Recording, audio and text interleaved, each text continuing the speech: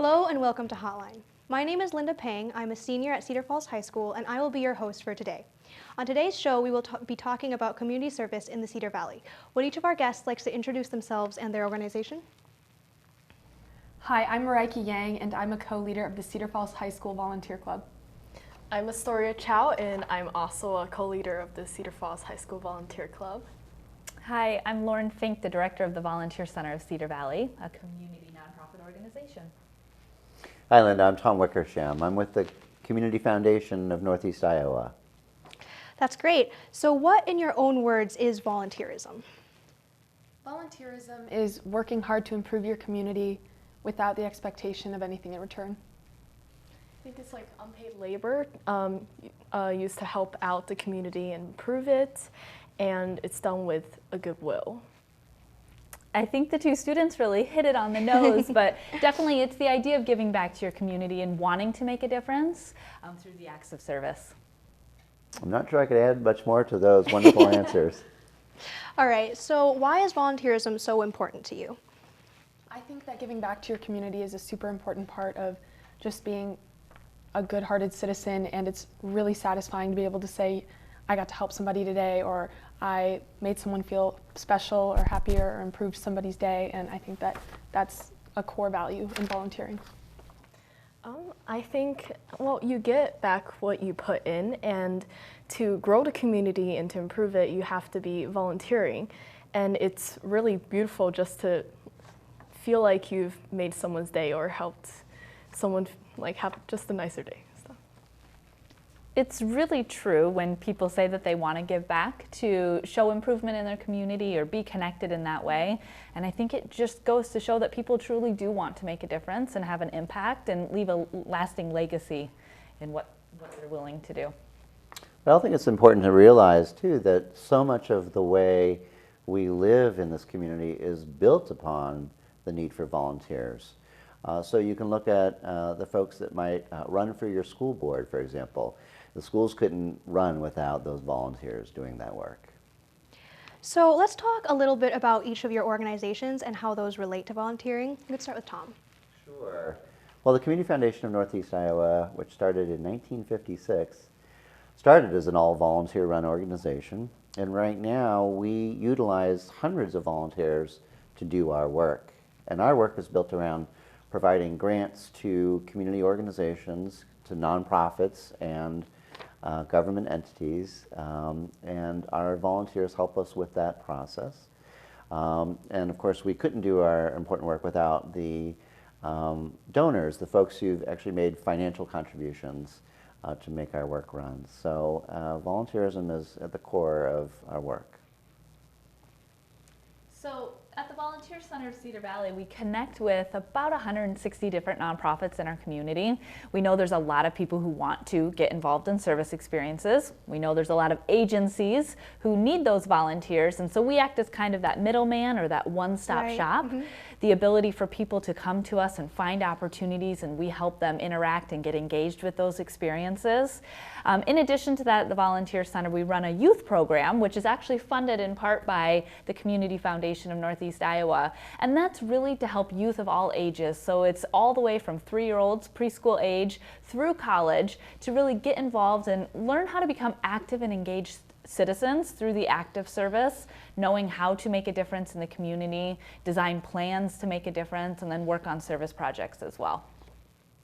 Okay, so the Cedar Falls High School Volunteer Club aims to promote volunteerism within the student body and to provide volunteer opportunities there. And we also fundraise for some organizations and organize projects that can address problems or needs the school has, such as like peer tutoring or the volunteer fair. And, yeah. I think Astoria hit most of the key points, but definitely Volunteer Club, we like to help connect the students to different ways to volunteer in the community and just connect them to other students who have the same passion for helping others and trying to give back to their community. So I've heard you guys say very similar things about your general goals for your organization. Would you say that there is a lot of intercommunication and a lot of collaboration between your organizations? Yeah. For sure. So we're attending the volunteer fair that's coming up in, what, 2 weeks or so at Cedar Falls High School. And Tom and I collaborate on a lot of different things. In fact, we've had good conversations just waiting for the show to start on continued partnerships as well. Yeah. So I think we see that, you know, throughout the community in general, there's a lot of collaborations as it relates to volunteerism. So whether it's amongst, you know, our group here or a lot of the other community organizations and funders and individuals who want to give back. So what are some specific ways that you have each seen volunteerism impact the Cedar Valley? Well, one specific way that I like to talk about is one of our volunteer club members, Maya Gabriel. She has this program that she started called Barking Book Buddies at the Humane Society, and we like to help connect students in our club to her. And what they do is they have kids volunteer to read storybooks to the animals in the shelter, and it's a really great way to get kids involved in the adoption process and to practice their reading, and Maya to connect all of that and organize that as one big setup. So are the volunteers all high school students, or who can participate in this program? High school students help organize it, and then children K through whatever age can read to the animals, which is great. That's great. Astoria? So I've been volunteering a lot at the hospital, at Covenant Hospital, and as well as Sartori, and sometimes I'll bring my violin there and play for the patients, and it's really nice to see how that makes their day, or like makes their stay a bit more comfortable. For sure. One of my favorite stories is one that actually just happened over the course of the fall semester. Wow. Our youth program coordinator, Jean, who is the one that runs and manages our youth service learning program at the Volunteer Center, shared with me a story of a group of students at one of the area middle schools in Waterloo that were participating in a service learning opportunity in their classroom. One of their projects that they were focusing on had to deal with self-image and anti-bullying things, and one of the small things that they came up with, they were working with a community partner to develop a service project, but one of the small things that they came up with as a project was to stick post-it notes inside library books at their middle school library that just had really positive messages in them, just short, simple things so that somebody would check out a book and they'd read it and get just a feel-good, warm, fuzzy moment. Wow.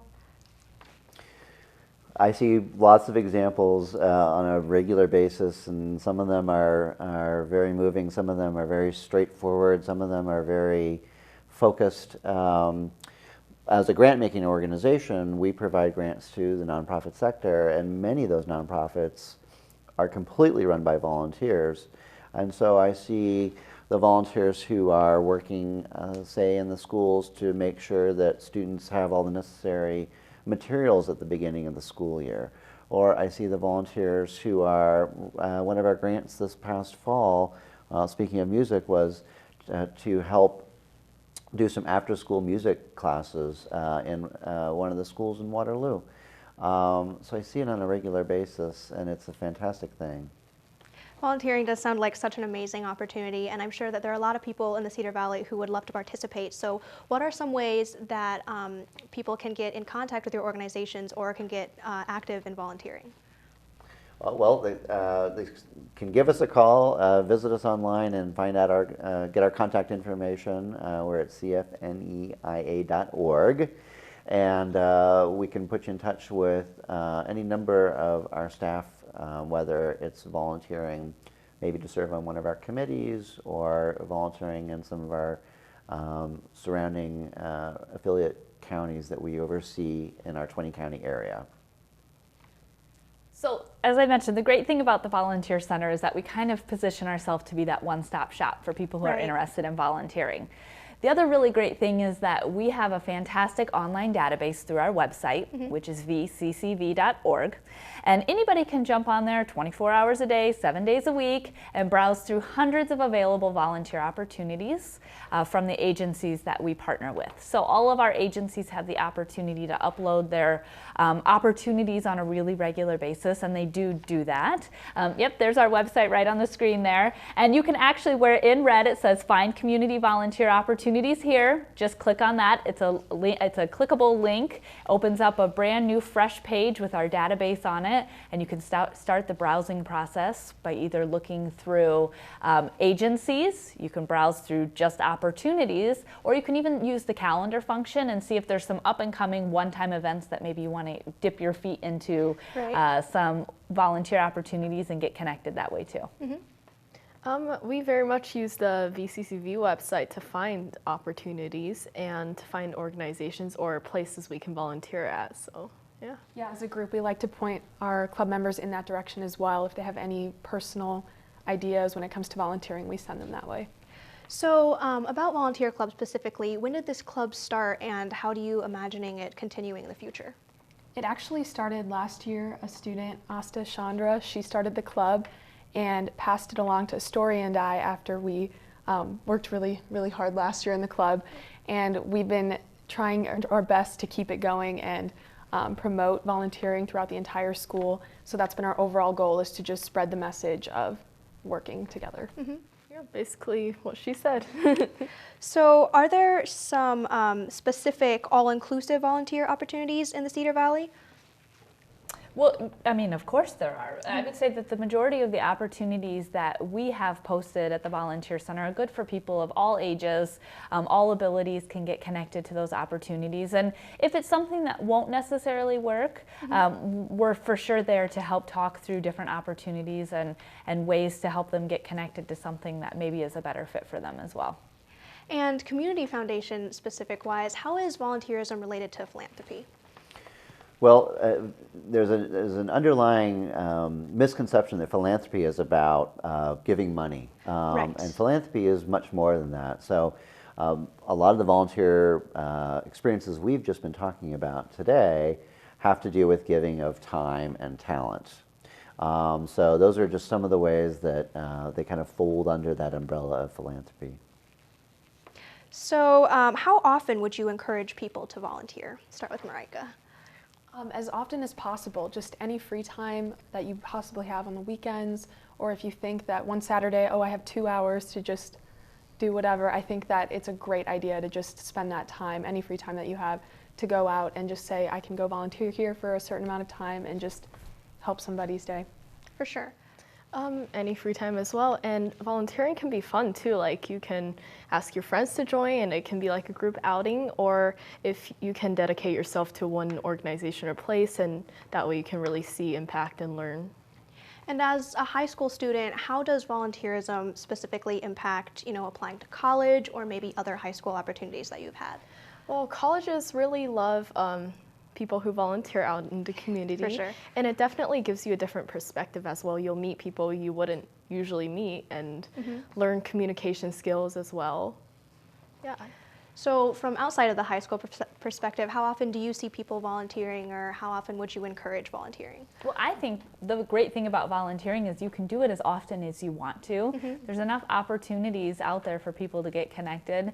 The other good thing is that all the opportunities don't have to happen just on site at the organization. There are ways for people to get connected virtually, to do things, from a home computer, or to pick up items that need to be completed and do them at home or off site and then take them back to an organization. And so there's ways to get people involved, even if they don't have the regular 9 to 5 time frame to go volunteer. A lot of our organizations that we work with have varying hours where they accept volunteers to come in and do activities, or there's events and things on nights and weekends. So it is a wide variety.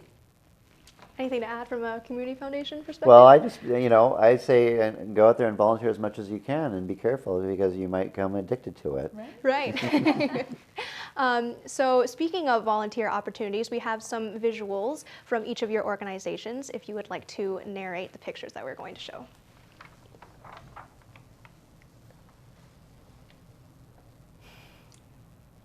So that's mine. That's the Volunteer Center's website. I think we talked about that. It's just one way to connect with us. You can also give us a call, send us emails as well, but it's a great way to find opportunities.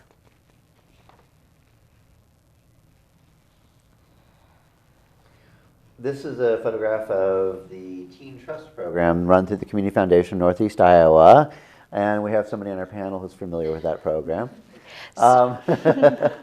And we could talk about Teen Trust and more, but Yeah. this is an example of one of the programs giving a grant to the Boys and Girls Club. This is a snapshot of our scholarships available through the foundation. Each year we award about $400,000 in scholarships, and some of those are actually tied to students who do volunteer work. There's another group of our Teen Trust students getting ready for a full retreat. Oh, this one's one of mine. We did a day of service event with Wheaton Franciscan Healthcare, I think last fall, and they are here getting produce out of the community garden at the Northeast Iowa Food Bank. And so these are all things that they've just gleaned from the garden, and they're getting ready to go prepare them for distribution. This is also a picture from the Volunteer Center of Cedar Valley's MLK Day from last year, where they were making birdhouses for a community organization. Actually, I think they may have gone back to ISU Extension at Blackhawk County, and that they were used for a program that the Extension office was using, but our students that participated in MLK Day had a great time painting. This is another picture from the Volunteer Center. We have a group of students that are high school students that are part of the Volunteer Center's Youth Action Council.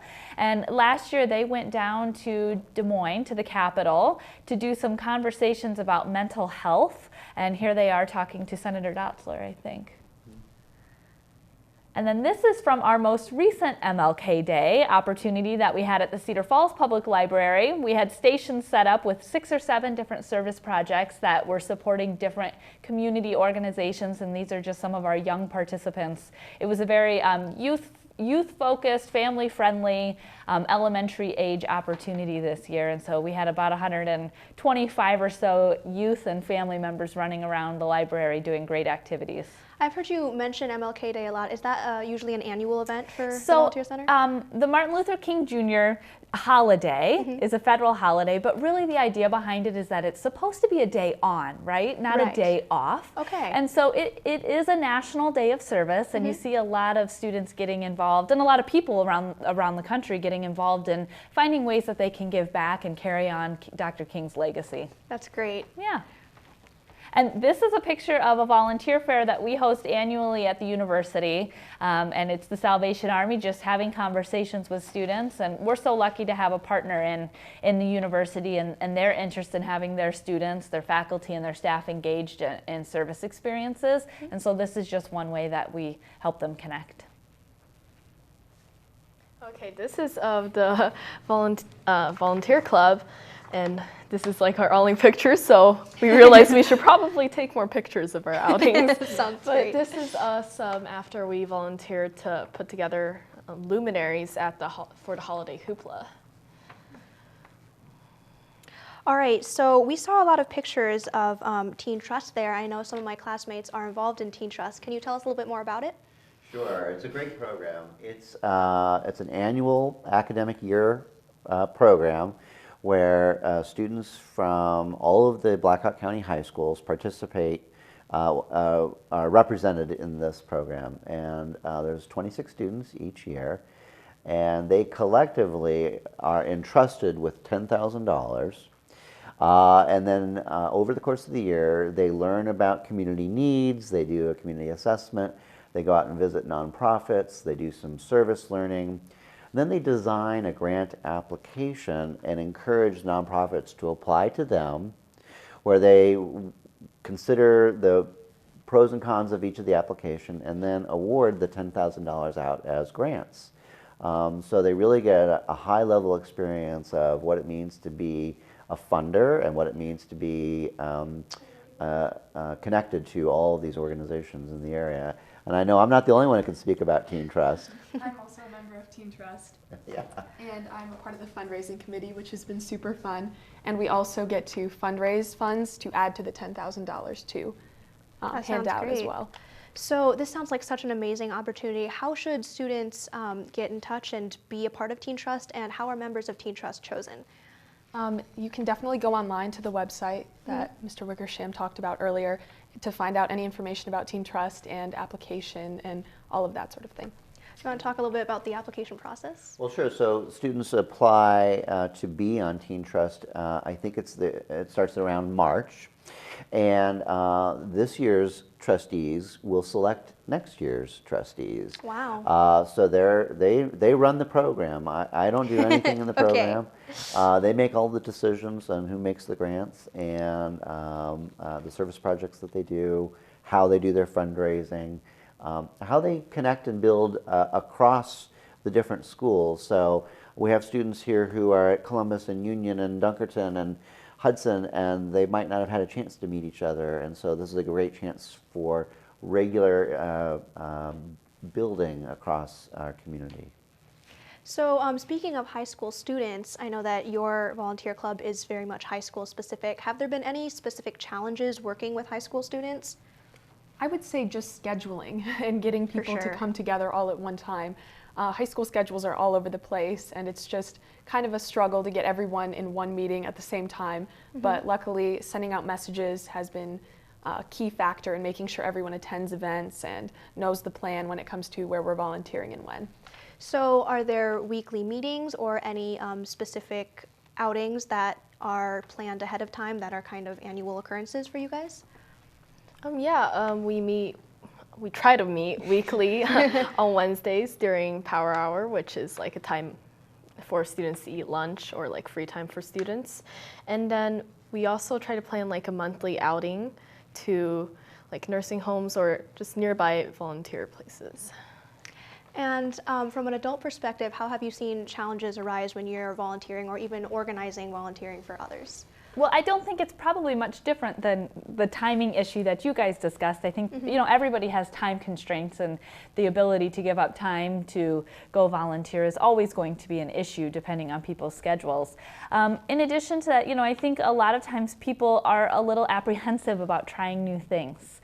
For sure. And you know, if they're not quite sure what they're getting involved in, that can make them a little scared or hesitant to get involved in those activities. So sometimes it's nice to, you know, grab a friend and have that support system to be able to go and jump in and try new things, or get involved in a local service club or organization as a way to meet new people and make it a little bit more comfortable in finding those opportunities as well.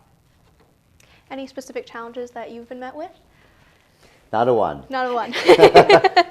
Sure, obviously time constraints is a challenge, but I think there's also opportunities that come out of that too. So I've seen instances where a volunteer might have sort of been unable to make a commitment that they signed up to do. Yeah. And then what I've seen them is double down then. So the next time they say, well, I'm going to do more than the next time that they have that opportunity. So they really throw themselves into it and sort of make up for that. And I think it all works out in the long run. That's great. So now that we've talked a lot about how volunteerism can help the community, how can that also help build a resume from a professional standpoint? I've definitely organized my volunteer efforts and achievements into my resume, and I believe that that will help me when applying for colleges and just worldly experience in general, because getting involved in volunteering means that you're more connected to other people of different backgrounds and different cultures and all sorts of different things. So I think that's helpful.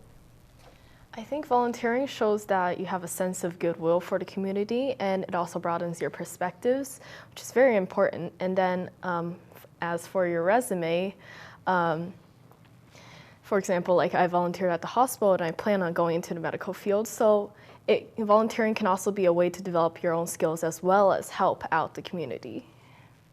So not only are you gaining new skills from getting involved in service experiences, I think it also does open the door for some possibilities of things that maybe you didn't know you were interested in doing, or you didn't have the background in doing that. And not only that, it's networking. You're meeting new people and having the ability to network, and who knows where that could take you, whether you connect to find other scholarship opportunities or other volunteer opportunities or potential jobs. At the university, I have often seen or helped connect students with volunteer opportunities, which have then led them into internship opportunities, which then have turned into actual paid, employment post-graduation. And so, it's just a great way to build those relationships, which can help you lead to, move into your future. And I know we touched upon this earlier, but we do actually have scholarship funds available for students who have demonstrated a commitment to service learning. Wow. And you know, through the foundation, our scholarship application is open right now. And if you're at the high school, if you're a senior in high school right now or a junior, we have scholarships available for juniors. You should consider applying if you've got some experience in volunteerism, because there are some scholarships that that's a part of the requirement to be considered for it, and some that's the only requirement to be considered Wow. for it.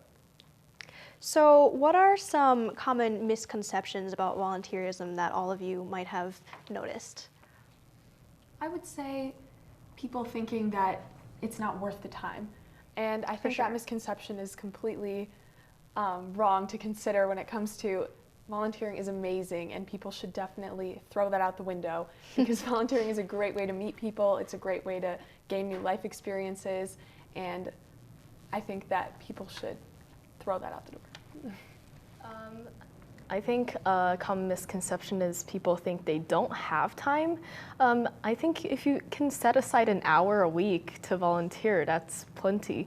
And then also that some people think volunteering is more of a chore, or it's like boring. It's kind of like something you have to complete to like graduate or something. That's not the way it is at all. It's very fulfilling, and you can have a lot of fun. I think it's common to think that people are getting involved volunteering to help other people, but so often we hear of stories of people actually gaining something from the experience and actually gaining more from the experience than they feel like they're helping others. And so, you know, as Tom alluded to, sometimes volunteering becomes addictive, and I think that Wow. we see people Right. getting involved because they are getting such great benefits from Yeah. volunteering themselves while they're out there helping others in the community too. Mr. Kellogg, and I'm trying to remember his first name, who started Kellogg Foods and the Kellogg Foundation, you know, said that he is a philanthropist not because he wants to do good, but because, or in the past, he's now long since passed, but because he's selfish. He wants to do it for his own reasons, and that's part of that reason. So what are some maybe holiday opportunities for volunteering? I know we're just kind of phasing out of the holiday season, but I remember you talking about Holiday Hoopla. How specifically did Volunteer Club help with that? Holiday Hoopla was a great event for Volunteer Club. We helped build luminaries and set that up for the community, and then we were able to manage them during Holiday Hoopla on Main Street, which was really exciting for us, and it was just a great way to get in the holiday spirit. The Volunteer Center puts together a holiday guide annually, and so that usually comes out right at the very beginning of November. That's when we start seeing people gear up for wanting to get involved, and it includes opportunities from assisting with meal preparation, or delivery or serving of meals, things with Holiday Hoopla or Community Main Street. A lot of different organizations have a lot of different functions around the holidays time, so we always like to put together a guide of kind of everything in one spot. Right, that sounds great. So as we're wrapping up, are there any last few words that each of you think that people should keep in mind when they're volunteering? Get out there and volunteer. It's awesome, you'll love it, and you'll be helping in so many different ways, yourself and others. Yeah, just keep in mind that volunteering helps both you and your community, and yeah. And the Volunteer Center's here to help you. We're that one-stop shop. Get out there and do it. All right, sounds great. Thank you so much to all of our guests for being here today, and thank you for watching. We'll see you next week for another great Hotline.